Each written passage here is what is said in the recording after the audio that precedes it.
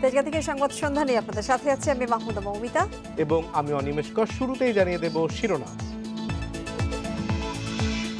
করোনায় একদিনে রেকর্ড 143 জনের মৃত্যু, নতুন শনাক্ত ৮,৩০১ রোগী, পরীক্ষা বিবেচনায় শনাক্তের হার 25%। লকডাউন অমান্য করায় রাজধানীতে প্রায় ৫০০ জনকে আটক করেছে পুলিশ। ২৭৪ গাড়িকে ৫ লাখ টাকা জরিমানা।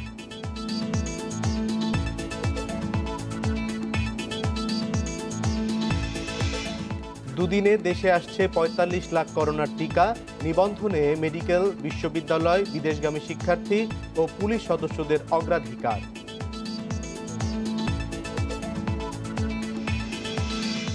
এবং অনলাইনে প্রচারণায় সংগঠিত হওয়ার চেষ্টা করছে জঙ্গিরা, মদত দেওয়া হচ্ছে বিদেশ থেকে, জানিয়েছে আইন শৃঙ্খলা বাহিনী।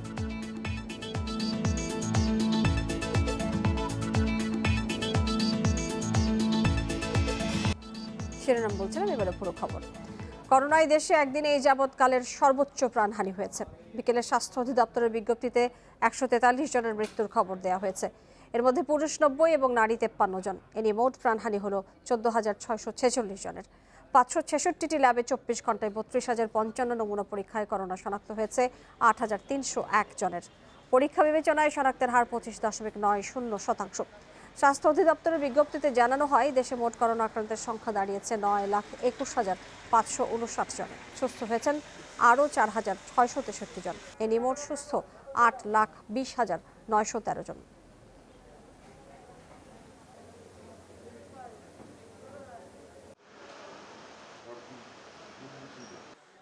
খুলনা, রাজশাহী সহ ১৪ জেলায় ২৪ ঘন্টায় করোনা ও উপসর্গ নিয়ে ১১৯ জনের মৃত্যু হয়েছে। এর মধ্যে করোনায় ৬৫ এবং উপসর্গে মারা গেছে ৫৪ জন। লোকজন সচেতন না হলে কেবল লকডাউনের মাধ্যমে সংক্রমণ ও মৃত্যু কমানো সম্ভব নয় বলছেন চিকিৎসকেরা। রাজশাহী মেডিকেলে করোনায় ৫ জন এবং উপসর্গে ১৬ জনের মৃত্যু হয়েছে। জেলার ৪০৬টি নমুনা পরীক্ষায় ১৬২ জনের করোনা শনাক্ত হয়, যা ৩৯.৯০%। খুলনার ৩টি হাসপাতালে গত ২৪ ঘন্টায় করোনায় ৭ জন এবং উপসর্গে মারা গেছে ৩ জন। এই সময়ের মধ্যে নমুনা পরীক্ষায় করোনা শনাক্ত হয়েছে ২৪২ জনের। আমাদেরকে বিষয়টা বুঝতে হবে, এই রোগ সংক্রমণ বিস্তারকে প্রতিরোধ করতে হবে। আমাদের নিজেদের সচেতনতা দিয়ে এটা সম্ভব। কুষ্টিয়া জেনারেল হাসপাতালে করোনায় মৃত্যু হয়েছে ৯ জনের। ফরিদপুরে মারা গেছে ৫ জন। করোনা উপসর্গে সাতক্ষীরায় ২৪, যশোরে ১২, চুয়াডাঙ্গা সদর হাসপাতালে ৫ জনের মৃত্যু হয়েছে। সংক্রমণ ও মৃত্যু কমাতে লকডাউনের বিধিনিষেধ মেনে চলার পাশাপাশি সচেতন হওয়ার পরামর্শ চিকিৎসকদের। কিছু সময় সংক্রমণ কম, এই জন্যই আমরা ১-২ দিন ৫ দিনের রিপোর্টটা আমরা ওভাবে নেই না। আমরা প্রায় ২ সপ্তাহ রিভিউ করে আমরা বলতে পারি যে সংক্রমণ কমেছে কিনা। সেই হিসাবে আমরা যেটা বুঝতে পারছি যে সংক্রমণ এখনো ওভাবে কমে নাই। চট্টগ্রামে করোনায় মারা গেছে ৫ জন। টাঙ্গাইল জেনারেল হাসপাতালে করোনায় ৭ এবং উপসর্গে ৯ জন মারা গেছে। হঠাৎ মৃত্যু বেড়ে যাওয়ায় সবাইকে স্বাস্থ্যবিধি মেনে চলার আহ্বান জানান এই চিকিৎসক। করোনাকালীন সময়ে নিজ নিজ গৃহে থেকে তার যাবতীয় কর্মকাণ্ড করেন এবং বাইরে বের হলে আপনারা দয়া করে মাস্ক পরে বের হন। সিলেটে করোনায় ৭ জনের মৃত্যু হয়েছে। বগুড়া মোহাম্মদ আলী হাসপাতালে মারা গেছে ৫ জন। পঞ্চগড়ে ১ জন। দিনাজপুরে উপসর্গ করোনায় মৃত্যু হয়েছে আরও ৮ জনের। সোহেলি জাহান, ইন্ডিপেন্ডেন্ট নিউজ ডেস্ক। কঠোর লকডাউনের বিধি নিষেধ না মানায় রাজধানীতে এখন পর্যন্ত প্রায় ৫০০ জনকে আটক করেছে ডিএমপি। একই সঙ্গে ২২২ গাড়িকে ৩ লাখ টাকা জরিমানা করা হয়েছে। ৭ দিনের লকডাউনের প্রথম দিনে নগরীর প্রায় প্রতিটি মোড়েই রয়েছে চেকপোস্ট। জিজ্ঞাসাবাদে সন্তোষজনক উত্তর না দিতে পারলেই গুনতে হচ্ছে জরিমানা। তবে আগের লকডাউনের তুলনায় এবার অযৌক্তিক কারণে মানুষ রাস্তায় কম বের হচ্ছে বলে জানিয়েছে আইন শৃঙ্খলা বাহিনী। কঠোর লকডাউনের প্রথম দিন বৃহস্পতিবার সকাল ১১টা রাজধানীর অন্যতম ব্যস্ত এলাকা শাহবাগ মোড়ে তল্লাশি চৌকি বসিয়ে র্যাব পুলিশের পাশাপাশি কাজ করে সেনাবাহিনী। প্রতিটি যানবাহন থামিয়ে জানতে চাওয়া হয় বের হওয়ার কারণ। যৌক্তিক কারণ না দেখাতে পারলেই গুনতে হয় জরিমানা। ঘর তো খাওয়ার নাই, আইসে যে গাড়ি চালাইতে এখন 2টা মামলা দিয়ে দিচ্ছে ৬,০০০ টাকার। সে সময় আরো ২-১ চেক করছে, বাট ওরা আমি ভিজিটিং কার্ড দেওয়ার পর ছেড়ে দিয়েছে। বাট এখন যারা তারা ভিজিটিং কার্ড অ্যালাউ করতেছে না, তারা বলতেছে আইডি কার্ড লাগবে সাথে। আমাদের অফিস খোলা, তারা বলছে যে আইতে। এখন আমি আসছি, ওখানে আটকাইছিল, পরে ছেড়ে দিয়েছে। স্যারও বলছে সেটা তো জরুরি সেবা না, এই জন্য আমাকে আটকাইছে। চেকপোস্টগুলোতে জরিমানার পাশাপাশি স্বাস্থ্যবিধি পালনে ছিল কঠোর অবস্থান। মাস্ক ছাড়া গন্তব্যে যেতে দেয়া হয়নি কাউকে। মাস্ক পরি নাই, আমি বাসায় বুলে দিয়ে পড়ছি, তার জন্য আটকাইছে। লকডাউনের বিধিনিষেধ না মানলে শুধু জরিমানা নয়, আরও কঠোর শাস্তি হতে পারে বলে জানান র্যাবের নির্বাহী ম্যাজিস্ট্রেট। গাইডলাইন বা রেস্ট্রিকশনসটা ভায়োলেট করবেন তাদের বিরুদ্ধে কিন্তু severe legal actions will be taken, এবং এই ব্যাপারে কিন্তু কোনো প্রকার শিথিলতা দেখানো হবে না। আইনশৃঙ্খলা বাহিনীর সদস্যরা জানান, নানা অজুহাতে রাস্তায় বের হওয়া মানুষের সংখ্যা অনেক কম। জনপ্রশাসনের কর্মী আছে বা কর্মকর্তা আছেন, তাই সেসব সংস্থাকে আমরা সাহায্য সহযোগিতা করার জন্য এখানে মেইনলি ডিপ্লয়েড হয়েছি। আমাদের জনসাধারণ যারা আছেন ওনাদেরকে সচেতন করাই হচ্ছে আমাদের মূল উদ্দেশ্য। যাদের দরকার তারাই বের হয়েছে, মূলত দরকার ধরেন যে আবার কিছু লোক আমরা পেয়েছি এরকম ধরেন মেডিকেলে যাচ্ছে, ডাক্তার ইমার্জেন্সি, এদের ক্ষেত্রে আমরা ছাড় দিচ্ছি। ব্যক্তিগত গাড়ি ও মোটরসাইকেলে যারা চলাচল করেন, চেকপোস্টে তাদের পড়তে হয় পুলিশের জেরার মুখে। মাহমুদ শরীফ, ইন্ডিপেন্ডেন্ট নিউজ, ঢাকা। কঠোর লকডাউনের প্রথম দিনেও ঢাকা ছেড়েছেন নগরবাসী। গণপরিবহন না থাকলেও পায়ে হেঁটে গাবতলী পৌঁছান তারা। এরপর বাড়তি কয়েক গুণ ভাড়ায় রিক্সা, অটোরিকশা, পিকআপ ভ্যানে গাবতলী থেকে পাটুরিয়া ফেরিঘাটে রওনা হয়েছেন অনেকেই। কঠোর লকডাউনের প্রথম প্রহরে গাবতলীতে পুলিশের কড়াকড়ি অবস্থান। দেশের উত্তর ও দক্ষিণাঞ্চল থেকে রাজধানীর এই প্রবেশ পথ দিয়ে ঢুকতে ও বের হতে দেয়া হচ্ছে না কোনো যাত্রীবাহী পরিবহন। নগরের গণপরিবহন বন্ধ, সেই সঙ্গে চলছে না দূরপাল্লার বাস। তবুও রাজধানীর বিভিন্ন এলাকা থেকে ৫-৬ কিলোমিটার পায়ে হেঁটে অনেকেই পৌঁছান গাবতলীতে। আমিনবাজার সেতু পার হয়ে রিক্সা, পিকআপ ভ্যান ভাড়া করে ছুটছেন মানিকগঞ্জের পাটুরিয়া ফেরিঘাটে। অলরেডি ৪-৫ কিলো হেঁটে আসছি, আরও যেতে হবে ৬ কিলোমিটার হেঁটে। ইনশাল্লাহ পারবো। শাক বিক্রি করে গাবতলী ব্রিজের ওই পর্যন্ত আইছি, ১০ টাকা দিয়ে আসি প্রত্যেক দিন, আজকে ৬০ টাকা দিয়ে আইছি রিক্সা ভাড়া দিয়ে। তবে তাদের শেষ পর্যন্ত বাধা দেয়নি আইনশৃঙ্খলা বাহিনী। শুধু বিনা কারণে বা জরুরি সেবার আওতার বাইরে যারা গাড়ি নিয়ে বেরিয়েছেন তাদের দেয়া হয়েছে অর্থদণ্ড। এবার প্রোগ্রামে বলা আছে যে জনসাধারণ চলাচল করতে পারবে না, সেক্ষেত্রে আমাদের চেষ্টা আছে যাতে জনসাধারণ বিনা কারণে তারা যাতে ঘরে বাইরে বের না হয়। মোটরসাইকেলের ক্ষেত্রে সর্বনিম্ন ১,০০০ টাকা এবং প্রাইভেট কার বা হাইয়েস্ট গাড়ির ক্ষেত্রে সর্বনিম্ন ৩,০০০ টাকা মামলা হয় আর কি। এদিকে কঠোর লকডাউনের প্রথম দিনে মাস্ক পরতে দেখা গেছে বেশিরভাগ পথচারীকে। Shahriar Anirban, independent news, Dhaka. সোমবার থেকে ফাইজারের করোনা টিকার জন্য নিবন্ধন করতে পারবেন অভিবাসী শ্রমিকরা। বিএমইটি কার্যালয়ে গিয়ে আমি প্রবাসী এবং সুরক্ষা অ্যাপে নিবন্ধনের মাধ্যমে টিকা নিতে পারবেন তারা। এদিকে ফাইজারের টিকাদান কর্মসূচির প্রতীকী উদ্বোধনে টিকা না পেয়ে বিক্ষোভ করেছে প্রবাসী শ্রমিকরা। সব জটিলতা কাটিয়ে মঙ্গলবার থেকে টিকা দেওয়া শুরু হবে বলে জানিয়েছেন প্রবাসী কল্যাণ মন্ত্রণালয়। ফাইজারের প্রতীকী টিকাদান কর্মসূচির উদ্বোধনী দিনে বৃহস্পতিবার সকাল থেকেই টিকা নিতে কুর্মিটোলা হাসপাতালে জড়ো হতে থাকেন প্রবাসী শ্রমিকরা। নিবন্ধন ছাড়া টিকা দেয়া হবে না। হাসপাতাল থেকে এ তথ্য জানানো হলে সেখানেই বিক্ষোভ শুরু করেন তারা। আমরা বিএমআইটি অফিসে গেছি, যাওয়ার পরে ওখানে বলে কর্মীটোলায় যান, কর্মীটোলায় গিয়ে আপনারা টিকা নেন। দূর দূরান্ত থেকে আমরা এখানে আসছি, কিন্তু আসার পরে দেখলাম আমাদেরকে টিকা দেওয়া হচ্ছে না, টিকা দেওয়া হচ্ছে সম্পূর্ণ নতুন। ফাইজারের টিকাদান কর্মসূচির উদ্বোধন করতে এসে প্রবাসী শ্রমিকদের তোপের মুখে পড়েন প্রবাসী কল্যাণ মন্ত্রী ইমরান আহমদ। পরে তিনি জানান, সুরক্ষা অ্যাপে নিবন্ধন জটিলতা এখনো কাটেনি। সোমবার থেকে শুরু হবে নিবন্ধন। একটা রেজিস্ট্রেশনের প্রথম হলো তোমার অ্যাপের মাধ্যমে। অ্যাপ তো এখনো চালু হয় না, অ্যাপ সীমিত আকারে চালু হয়েছে, কিন্তু সবার জন্য এখনো চালু হয়নি। এটা বোধহয় ওই রোববার সোমবার দিকেই চালু হবে। শুক্রবার থেকে সারা দেশে জনশক্তি প্রশিক্ষণ ব্যুরোর ৫৩টি কেন্দ্রে সম্পন্ন করা হবে নিবন্ধন। বিএমইটি রেজিস্ট্রেশনে অন্তর্ভুক্ত হতে হবে। আগামীকাল সকাল ৯টা থেকে খোলা থাকবে, শুক্রবার হলেও খোলা থাকবে। আর আমি প্রবাসী নামক অ্যাপসে আপনি রেজিস্ট্রেশন করতে পারবেন। এই রেজিস্ট্রেশন ছাড়া সুরক্ষা অ্যাপে ঢোকা যাবে না। যাদের এনআইডি নেই তারা পাসপোর্ট দেখিয়ে বিএমইটি রেজিস্ট্রেশন করতে পারবেন। বিএমইটিতে ঢুকলে আমরাই আপনাদেরকে সুরক্ষা অ্যাপের সাথে মিলিয়ে দিব যে আপনি কি করে সুরক্ষা অ্যাপের রেজিস্ট্রেশন পাবেন। স্বাস্থ্য বিভাগ হয়ে প্রবাসীদের ডাটাবেজ চলে যাবে আইসিটি বিভাগে। এই প্রক্রিয়া শেষে সোমবার থেকেই সুরক্ষা অ্যাপের মাধ্যমে টিকার নিবন্ধন করতে পারবেন প্রবাসীরা। বিএমইটি রেজিস্ট্রেশনে তিনি অন্তর্ভুক্ত হলে সেই তালিকা আমাদের স্বাস্থ্য বিভাগের এমআইএস এর কাছে আসবে। হোয়াইট লিস্টিং করেই আমরা আইসিটিকে দিয়ে দিব। আইসিটি তখন এটাকে ব্যাক এন্ডে একটা রেজিস্ট্রেশন করে ফেলবে। আগামী মঙ্গলবার থেকে 7টা কেন্দ্রেই ফাইজারের টিকা অভিবাসী কর্মীরা নিতে পারবেন। সৌদি আরব, কুয়েত সহ যেসব দেশে সিনোফার্মের টিকা নিয়ে জটিলতা রয়েছে, শুধু সেসব দেশের প্রবাসীদেরকেই ফাইজারের টিকা দেয়া হবে বলে জানিয়েছে প্রবাসী কল্যাণ মন্ত্রণালয়। Biprajit Chanda, independent news, Dhaka. শুক্র শনি এই দুদিনে দেশে আসছে ৪৫ লাখ করোনার টিকা। কাল রাতে যুক্তরাষ্ট্র, চীন থেকে মিলবে ২৩ লাখ, বাকি ২২ লাখ আসবে শনিবার। এর মধ্যে রয়েছে কোভ্যাক্সের আওতায় মডার্না ও চীন থেকে কেনা সিনোফার্মের টিকা। তবে আপাতত মেডিকেল, বিশ্ববিদ্যালয়ের আবাসিক ও বিদেশগামী শিক্ষার্থীরা করতে পারবেন রেজিস্ট্রেশন। এ সুযোগ পাবেন পুলিশ সদস্যরাও। করোনার টিকা পাওয়া নিয়ে উদ্বেগ কাটছে। শুক্র ও শনিবারের মধ্যে দেশে আসছে প্রায় ১.৫ কোটি করোনার টিকা। যুক্তরাষ্ট্র থেকে শুক্রবার কোভ্যাক্সের আওতায় আসছে মডার্নার টিকা। একই রাতে পাওয়া যাবে চীন থেকে কেনা সিনোফার্মের টিকা।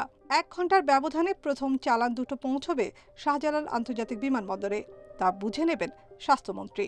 রাত 11:30টার সময় শাহজালাল আন্তর্জাতিক বিমানবন্দরে মডার্নার ১২ লক্ষ টিকা পৌঁছাবে, আমরা গ্রহণ করব। এবং ওই রাত্রি 12:30টার দিকে সিনোফার্মের 11 লক্ষ টিকা পৌঁছাবে, আমরা সেটাও গ্রহণ করব। চীনের সিনোফার্ম থেকে ১.৫ কোটি টিকা কিনছে সরকার। আর কোভ্যাক্সের আওতায় পর্যায়ক্রমে আরও ৬ কোটি ডোজ পাবে বাংলাদেশ। স্বাস্থ্যমন্ত্রী জানাচ্ছেন, শনিবারও যুক্তরাষ্ট্র ও চীন থেকে টিকা আসবে ২২ লাখ। মডার্নার আরও ১৩ লক্ষ টিকা রাত 8:30টায় পৌঁছাবে এবং সিনোফার্মের আরও ৯ লক্ষ টিকা সকাল 5টার দিকে পৌঁছাবে। এই দুইটি টিকা, দুই ধরনের টিকা, মডার্না এবং সিনোফার্ম মিলে আমাদের মোট ৪৫ লক্ষ টিকা আমরা পেয়ে যাব এবং আমাদের টিকার কর্মসূচি তারপরেই আমরা শুরু করে দিতে পারবো।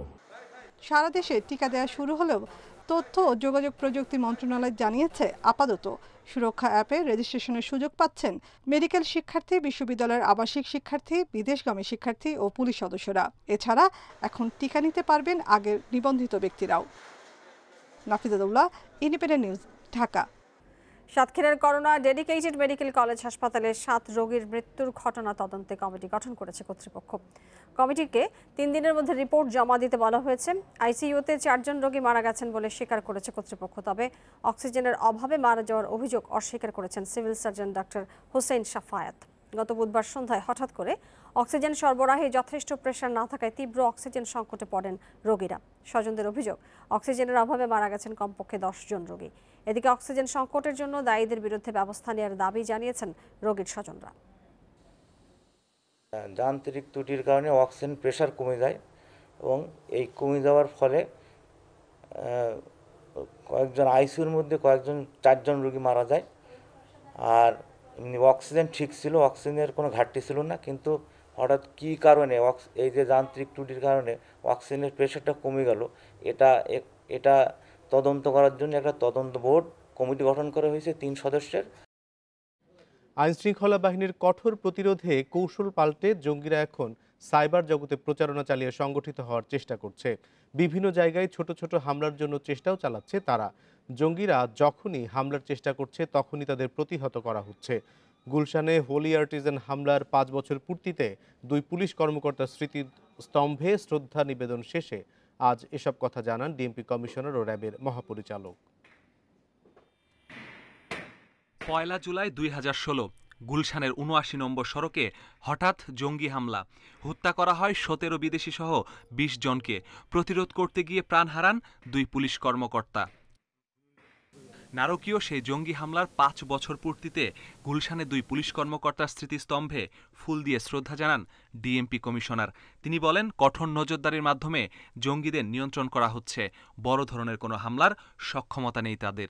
ছোটোখাটো কিছু ট্রেনিংও সাইবার ওয়ার্ল্ড থেকে হচ্ছে, কিন্তু হামলা করার জন্য যে ধরনের অস্ত্রশস্ত্র তৈরি করা দরকার, বোমা তৈরি করার দরকার, সেটির জন্য একেবারে খুব স্পেশালাইজড প্রশিক্ষণ দরকার। সে ধরনের প্রশিক্ষিত কোনো মানুষ তাদের হাতে আপাতত নাই।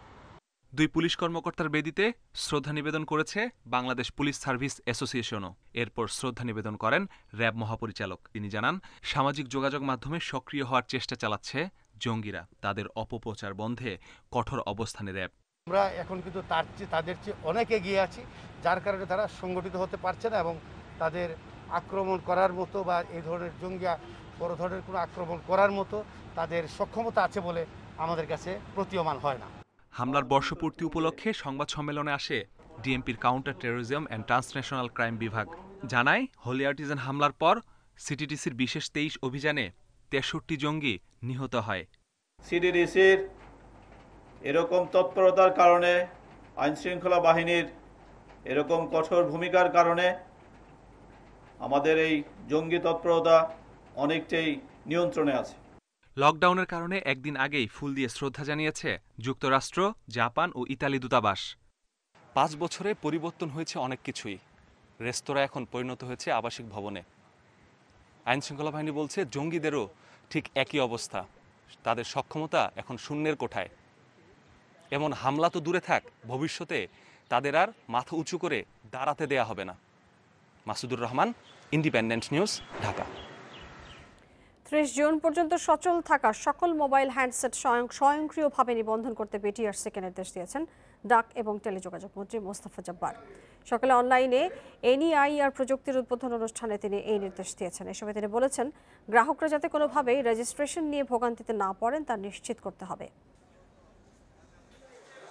প্রতি বছর দেশে বিপুল পরিমাণ মোবাইল ফোন অবৈধভাবে আমদানি হওয়ায় বড় অঙ্কের রাজস্ব হারাচ্ছে সরকার। প্রতারিত হচ্ছেন অনেক গ্রাহক। আছে নিরাপত্তাজনিত সমস্যাও। এমন অবস্থায় মোবাইল হ্যান্ডসেট নিবন্ধন করতে national equipment identity register NEIR নিবন্ধন পদ্ধতি উদ্বোধন করা হয়, যার মাধ্যমে 1 জুলাইয়ের পর কেনা হ্যান্ডসেট অবৈধ হলে তা তথ্য প্রমাণ দিয়ে 3 মাসের মধ্যে নিবন্ধন করতে হবে। এই কাজের মাধ্যমে দেশে একটা শৃঙ্খলা পরিবেশ সৃষ্টি হবে এবং মোবাইল অপারেটররা, আমরা মোবাইল অপারেটর সহ যারা ম্যানুফ্যাকচারার আছে তারাও আমরা একটি পরিবেশ সৃষ্টি করতে পারবো। আমরা বলি কাউন্টারফেট ডিভাইসের কথা, আমরা বলি যে এখান থেকে যে রেভিনিউ আমরা মিস করবো ওগুলো পেয়ে যাব। আমরা বলছি যে এখানের ক্রিমিনাল অ্যাক্টিভিটিস গুলোকে সহযোগিতা করবে। এনইআইআর যে গাইডলাইন যেটা একটা তৈরি করা হয়েছে, এটা আমাদের আরো বেশি করে এটা প্রচার করতে হবে, বিভিন্ন পর্যায়ে এটা পৌঁছে দিতে হবে। কারণ আমরা যেটা করছি এটা কিন্তু আমাদের মোবাইল ব্যবহারকারীদের একটা বিরাট একটা অংশ আছে আমাদের গ্রামে গঞ্জে প্রত্যন্ত অঞ্চলে বাস করে। অনুষ্ঠানে ডাক ও টেলিযোগাযোগ মন্ত্রী জানান, ব্যক্তি, সমাজ ও রাষ্ট্রকে নিরাপদ রাখার জন্য মোবাইল সিম ও হ্যান্ডসেট নিবন্ধন করা হচ্ছে। ডাটাবেজ না থাকার সুযোগে যারা অপরাধ কর্মকাণ্ড করছেন তাদের নিয়ন্ত্রণ করতে এটি হাতিয়ার হিসেবে কাজ করবে। প্রত্যেকটি সেট সিমের সাথে মিলিয়ে দেন নিবন্ধনের কাজটি যেন সম্পন্ন হয়, কেউ যেন কোনোভাবেই এই হয়রানির আওতায় না পড়ে এবং কোনো রকম হয়রানির শিকার না হয়, এটা নিশ্চিত করা দরকার। তার কারণ হচ্ছে আমরা এটা বলেছি যে আমরা এই নিবন্ধনটা স্বয়ংক্রিয়ভাবে হবে। অনুষ্ঠানে বলা হয়, স্থানীয় বাজার থেকে মোবাইল সেট কিনলে বিক্রেতা সেই সেটের রেজিস্ট্রেশন করে দেবেন, আর বিদেশ থেকে হ্যান্ডসেট আনলে তার যথাযথ প্রমাণ দিয়ে অনলাইনে বিটিআরসির মাধ্যমে নিবন্ধন করা যাবে। Sohel Rana, independent news, Dhaka. মৌসুমী বায়ু সক্রিয় থাকায় রাজধানী সহ 6 বিভাগের সর্বত্র মাঝারি থেকে ভারী বৃষ্টিপাত হচ্ছে। আগামীকাল থেকে বৃষ্টির পরিমাণ কিছুটা কমতে পারে বলে জানিয়েছে আবহাওয়া অধিদপ্তর। সকাল 6টা পর্যন্ত 24 ঘন্টায় সবচেয়ে বেশি বৃষ্টিপাত চট্টগ্রামে 216 মিলিমিটার, এছাড়া নেত্রকোনায় 208 মিলিমিটার। তবে রাজধানীতে অনেকটা কম 19 মিলিমিটার রেকর্ড করা হয়েছে। আগামীকাল সকাল 6টা পর্যন্ত আবহাওয়ার পূর্বাভাসে বলা হয়েছে, ঢাকা, চট্টগ্রাম, রাজশাহী, রংপুর, সিলেট ও ময়মনসিংহ বিভাগের অধিকাংশ জায়গায় এবং খুলনা ও রংপুর বিভাগের কিছু কিছু জায়গায় দমকা হাওয়া সহ হালকা থেকে মাঝারি বৃষ্টিপাত হতে পারে, কোথাও কোথাও ভারী বৃষ্টি হতে পারে। আবহাওয়া কর্মকর্তারা জানান, ভারতের আসাম ও উড়িষ্যায় টানা বৃষ্টিপাতের প্রভাবে দেশের উত্তর পূর্ব ও উত্তর পশ্চিমাঞ্চলের নদ নদীতে পানির উচ্চতা বেড়ে বন্যা পরিস্থিতি তৈরি হতে পারে।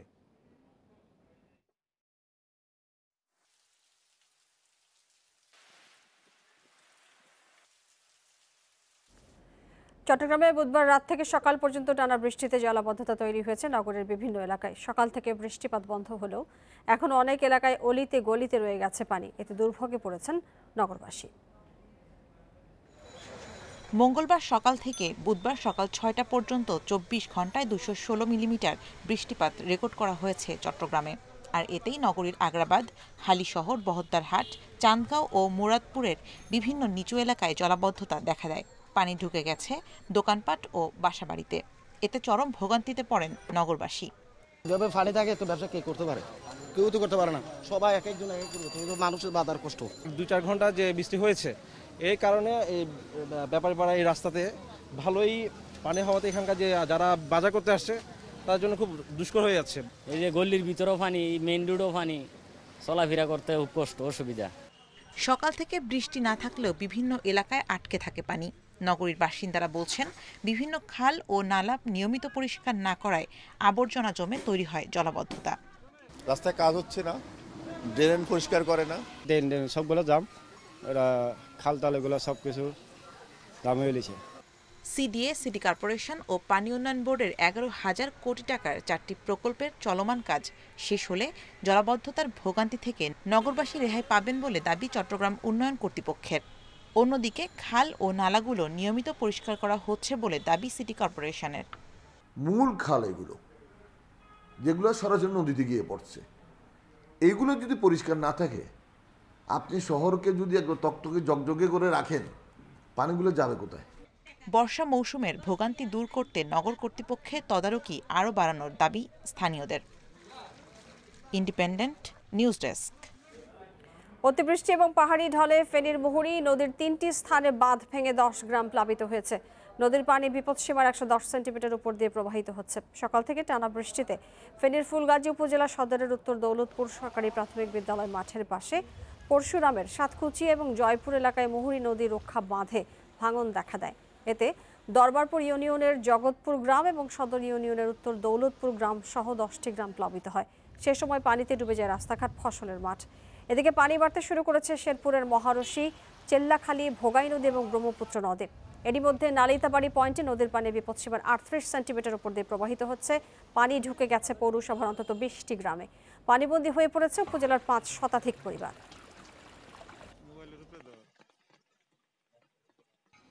এখন থেকে পণ্য সরবরাহের পর দাম পাবে ই কমার্স প্রতিষ্ঠানগুলো। এক্ষেত্রে পণ্যভেদে সর্বোচ্চ 5 দিন ও 7 দিনের মধ্যে পণ্য সরবরাহ করতে হবে। এ নিয়ম রেখে বুধবার ই কমার্স পেমেন্টের নীতিমালা দিল বাংলাদেশ ব্যাংক। এছাড়া ক্যাশ অন ডেলিভারি পদ্ধতিতেও পণ্য কেনাবেচা অব্যাহত থাকবে। অনলাইন কেনাকাটায় মূল্য পরিশোধের জন্য ব্যাংক, পিএসও এবং ই ওয়ালেটের মতো আর্থিক সেবার ব্যবহার বাড়ছে। কিন্তু অর্থ পরিশোধের পরও অনেক ক্ষেত্রে পণ্য পেতে দেরি হয় বা পাচ্ছেন না গ্রাহক। এতে ঝুঁকিতে পড়ছেন গ্রাহক ও পরিশোধ সেবা প্রদানকারী প্রতিষ্ঠানগুলো। বুধবার বাণিজ্য মন্ত্রণালয়ে এ বিষয়ে আন্তঃমন্ত্রণালয় সভা হয়। এরপরই ই কমার্স লেনদেনের ক্ষেত্রে অর্থ ছাড়ে বিধিনিষেধ আরোপ করে নীতিমালা জারি করে বাংলাদেশ ব্যাংক। বিধি অনুসারে সব রকম ভাবে একটা রাখা হবে যাতে করে চিটেড না হয়, তাদের ব্যবসার গ্যারান্টি থাকবে, কিন্তু অবৈধ সুযোগ কেন না পায়। ব্যাংক যেটা করছে কি, যারা এখন থেকে অনর যারা কিনতে যাবে তাদেরকে মানে মাল বুঝে পাওয়ার পরে তারা পেমেন্ট করবে। কেন্দ্রীয় ব্যাংকের নতুন নীতিমালায় বলা হয়, যেসব অনলাইন ভিত্তিক প্রতিষ্ঠান নির্দিষ্ট সময়ের মধ্যে পণ্য বা সেবা দেবে তারা সহজে অর্থ পাবে, আর যারা বেশি সময় নেবে তারা টাকা পাবে গ্রাহক পণ্য বা সেবা পাওয়ার পর। এই লেনদেন নিষ্পত্তিতে মধ্যস্থতা করবে ব্যাংক, এমএফএস বা ই ওয়ালেট সেবাদাতা প্রতিষ্ঠান। ডিজিটাল কমার্স প্রতিষ্ঠানের ইস্যু করা ভাউচারের বিপরীতে পণ্য ক্রয় বা সেবা গ্রহণ না করা পর্যন্ত অর্থ ছাড় করা যাবে না। বাংলাদেশ ব্যাংকের এই নীতিমালাকে স্বাগত জানিয়েছেন খাত সংশ্লিষ্টরা। ক্রেতারা যে পেমেন্টটা করবেন আপাতত সেই পেমেন্ট গেটওয়ের কাছে রক্ষিত থাকবে। বিক্রেতারা অর্থাৎ ই কমার্স কোম্পানিগুলো এটা ডেলিভারি দেওয়ার সাপেক্ষে তাদের টাকাগুলো বুঝে পাবেন। সেই ক্ষেত্রে দুজনের ক্ষেত্রেই এই ট্রাস্টের কোনো ঘাটতি হবে না বলে আমার বিশ্বাস করি। এদিকে অনুমোদন নেই এমন মেইলিং অপারেটর ও কুরিয়ার সার্ভিস প্রতিষ্ঠানের মাধ্যমে যে কোনো লেনদেন থেকে বিরত থাকার নির্দেশ দিয়েছে বাংলাদেশ ব্যাংক। কপ্তিয়া মুমতাহানা, ইন্ডিপেন্ডেন্ট নিউজ, ঢাকা। এখন থেকে পণ্য সরবরাহের পর দাম পাবে ই কমার্স প্রতিষ্ঠানগুলো। এক্ষেত্রে পণ্য ভেদে সর্বোচ্চ 5 দিন এবং 7 দিনের মধ্যে পণ্য সরবরাহ করতে হবে। এই নিয়ম রেখে বুধবার ই কমার্স পেমেন্টের নীতিমালা দিল বাংলাদেশ ব্যাংক। এছাড়া ক্যাশ অন ডেলিভারি পদ্ধতিতেও পণ্য বেচাকেনা অব্যাহত থাকবে। আমরা এতক্ষণ এই প্রতিবেদনটি দেখছিলাম, চলে যাচ্ছি পরের খবরে। লকডাউনে গ্রাহকদের সুবিধার্থে এটিএম বুথ থেকে টাকা তোলার পরিমাণ দ্বিগুণ করেছে বাংলাদেশ ব্যাংক। এখন থেকে একজন গ্রাহক দিনে 1 লাখ টাকা উত্তোলন করতে পারবেন। বাংলাদেশ ব্যাংকের পেমেন্ট সিস্টেমস বিভাগ থেকে এই বিষয়ে নির্দেশনা জারি করা হয়েছে। নির্দেশনায় বলা হয়, ব্যাংক, এমএফএস এবং সব ধরনের আর্থিক সেবা প্রদানকারী প্রতিষ্ঠানকে বিশেষ পরিস্থিতিতে সেবা চালু রাখতে জরুরি পরিকল্পনা নিতে হবে। করোনা ভাইরাসের বিস্তার রোধে 1 জুলাই সকাল 6টা থেকে 7 জুলাই মধ্যরাত পর্যন্ত মানুষের সার্বিক কার্যাবলী এবং চলাচলে বিধিনিষেধ জারি করেছে সরকার। এই অবস্থায় নিরবচ্ছিন্ন ব্যাংকিং এবং পরিশোধ সেবা কার্যক্রম অব্যাহত রাখতে নির্দেশ দিয়েছে কেন্দ্রীয় ব্যাংক।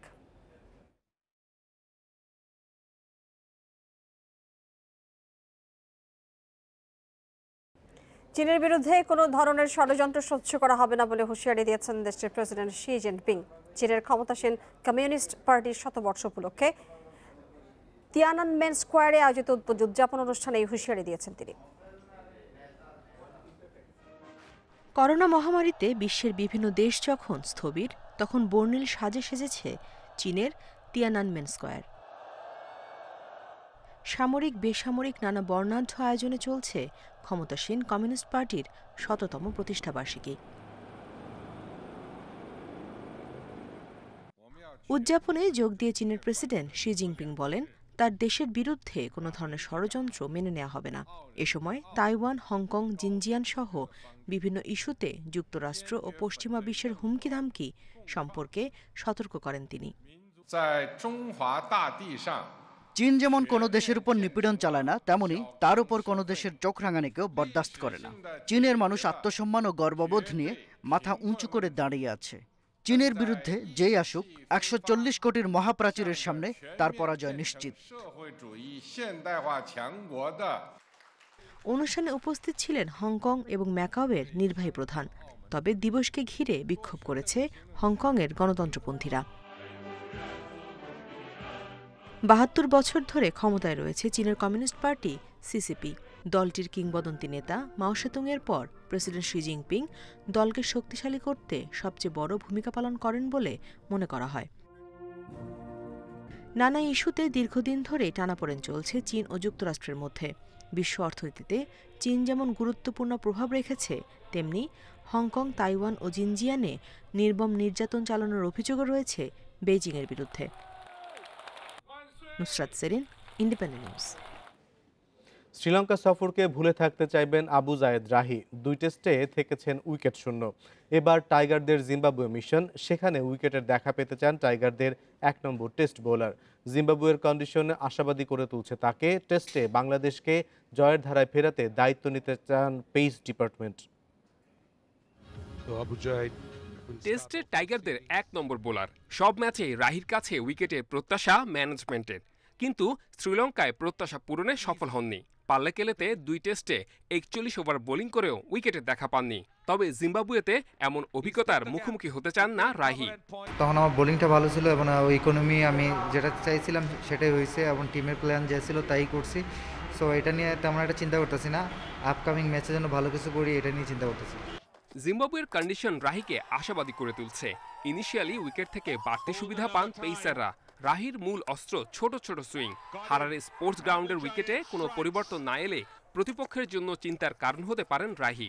জিম্বাবুয়ে উইকেটে একটু সুইং করে, তারপরে হলো আপনার ওয়েদারটা একটু ঠান্ডা আছে।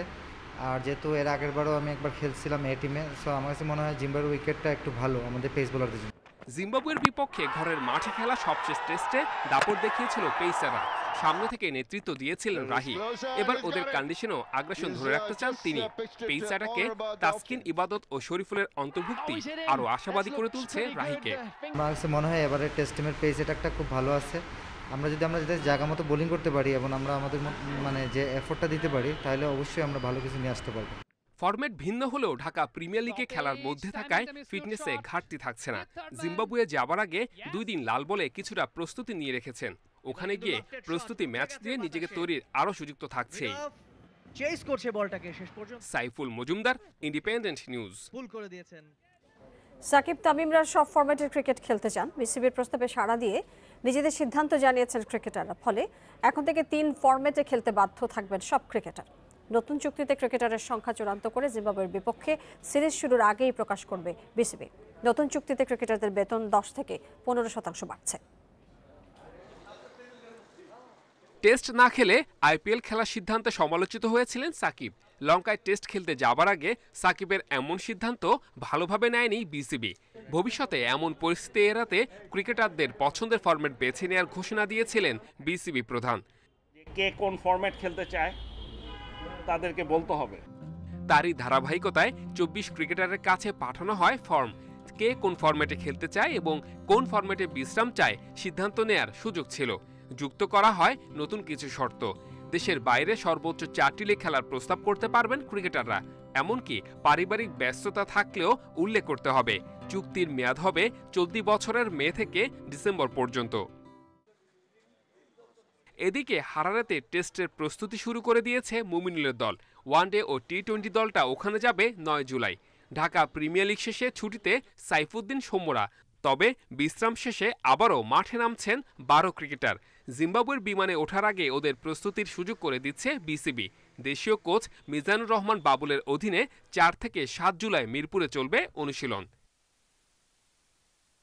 Saiful Majumdar, independent news. বিশ্বকাপ বাছাই পর্ব শেষে অপেক্ষা এখন এশিয়ান শ্রেষ্ঠত্বের জন্য।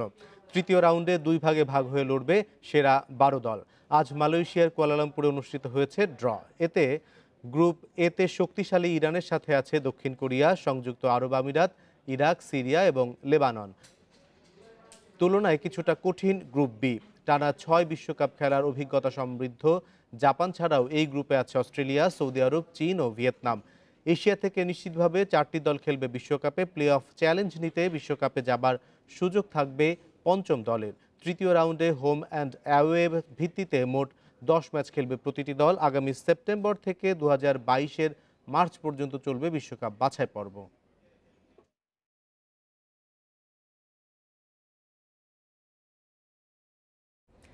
এই ছিল সংবাদ সন্ধ্যায়। বিস্তারিত জানতে চোখ রাখুন ফেসবুক, ইউটিউব এবং টুইটারে। সাথে থাকার জন্য ধন্যবাদ জানাচ্ছি।